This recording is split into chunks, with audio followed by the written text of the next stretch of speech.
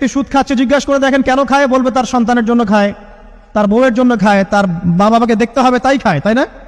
একজন ব্যক্তি ঘুষ খায়, বলবে আমার পরিবারের জন্য খাই। একজন দুর্নীতি করছে, পুকুর চুরি করছে, বলবে দুর্নীতি করছে আমার পরিবারের জন্য খাই, পরিবার ভালো থাকবে। সবার একই এক্সকিউজ, যে পরিবার যেন ভালো থাকে, আমার সন্তানরা যেন ভালো থাকে, আগামী প্রজন্মের জন্য কিছু রেখে যেতে পারি, তাই না? এরকম একটা মানুষও কি আপনার সাথে কবরে যাবে? আর এই বোকা মানুষ কেন বোঝে না যে আপনার কবরে আপনাকেই যেতে হবে?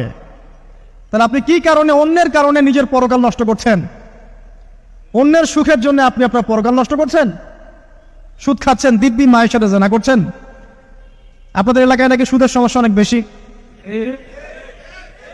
কয়েকটা হাদিস বলে দেই, আমি ওদেরকে আক্রমণ করতে আসি নাই, আমি শুধু তাদেরকে 3টে হাদিস শোনাতে এসেছি। 1 নম্বর হাদিস শোনেন। আল্লাহর নবী মুহাম্মদ সাল্লাল্লাহু আলাইহি ওয়াসাল্লাম বলেছেন, সুদের পাপের 73টা শাখা আছে। কয়টা?